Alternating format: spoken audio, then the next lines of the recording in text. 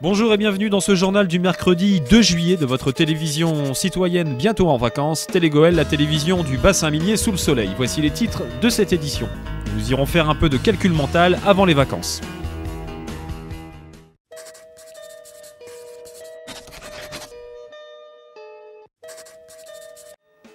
Les examens sont passés et avant de laisser nos neurones s'affaler mollement dans le transat de l'oisiveté estivale, offrons-nous un petit challenge de calcul mental pour être sûr d'avoir bien grillé notre stock d'intelligence.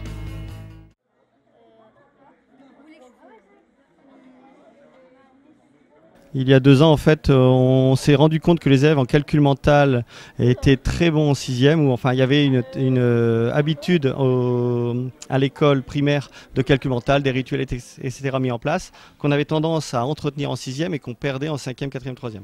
Donc on s'est dit qu'il fallait revaloriser le calcul mental au niveau des élèves, et donc on a décidé de créer en 6e une progression commune et des tests à chaque période. Donc à chaque période, les élèves finalement ont un petit questionnaire de 20 questions avec un concours dans la classe. Donc on fait un petit classement des élèves à chaque fin de période.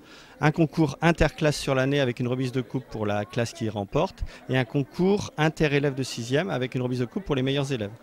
Et donc ça, c'était l'année dernière. Et cette année, on s'est dit, ça marche, donc il faut qu'on le poursuive. Donc on a décidé de le poursuivre en 5e. Alors avec les contraintes horaires du programme, le programme qui est un peu lourd, ça a été un peu plus difficile cette année. Et surtout qu'en même temps, on a développé pour le CM2. Puisqu'il y a le nouveau cycle CM1, CM2, 6e, on s'est dit, on va essayer de faire une action qui recouvre ce cycle pour faire le lien avec le collège, éviter la rupture en mathématiques au collège.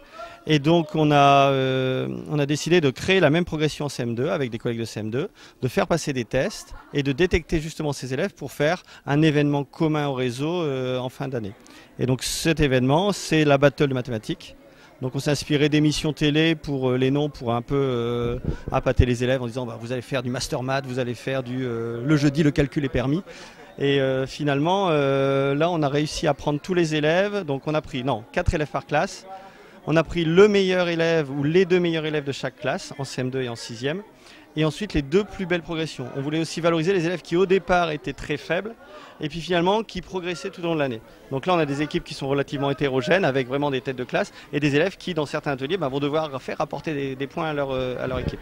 C'est interne au collège, avec l'idée, avec le collègue qui m'a aidé à faire tout ça, de l'étendre à la ville de Lens. Alors qu'on a contacté le collège Jaurès et le collège Michelet, les principaux sont intéressés, les équipes sont venues nous voir, donc on essaye de valoriser ça avec monsieur l'inspecteur, monsieur Senlar, l'inspecteur de circonscription, pour essayer de l'étendre à la ville de Lens. Alors ça sera peut-être pas l'année prochaine, mais c'est le souhait de faire quelque chose autour du calcul mental dans la ville de Lens.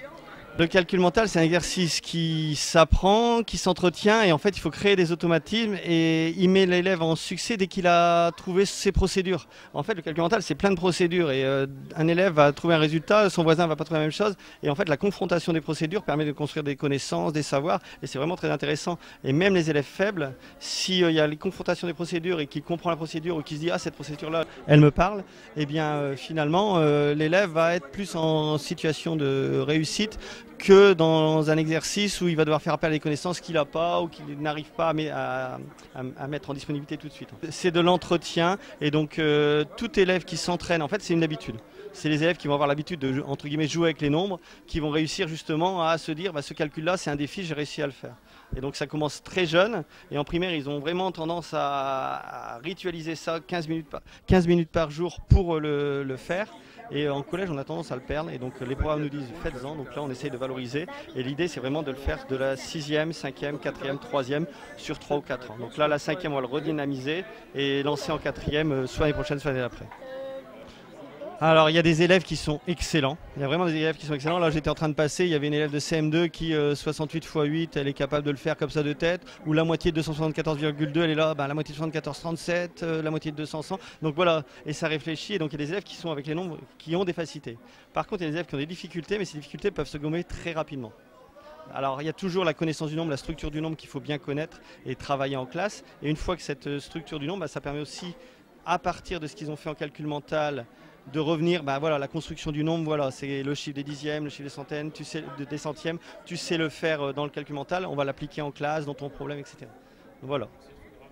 Ça s'entretient et je trouve que l'avantage du calcul mental dans une classe, c'est le moment où ils vont chercher. Vous rentrez, vous les mettez ils vont tous chercher.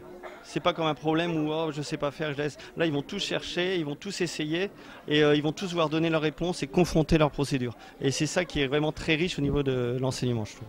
Ce qu'on a essayé de faire aujourd'hui, passer par le jeu, passer par la compétition, passer par trouver une stimulation pour dire c'est pas que du calcul et c'est pas que des maths, c'est vraiment quelque chose qui peut se faire à tout moment. On n'a pas besoin de papier et crayon, c'est vraiment et ça c'est vraiment très intéressant pour les élèves.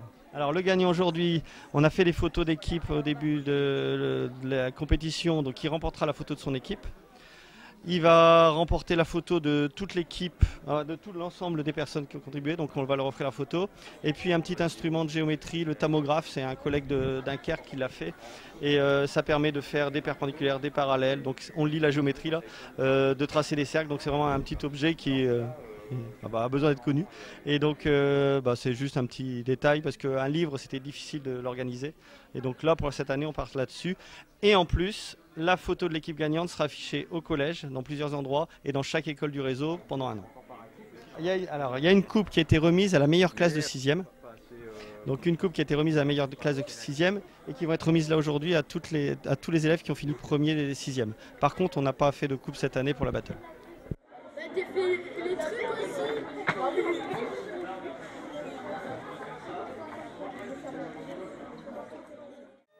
C'est la fin de cette édition, merci de l'avoir suivi. Tout de suite, retrouvez le fil de l'actu qui reviendra sur les fêtes les Médériales de Méricourt.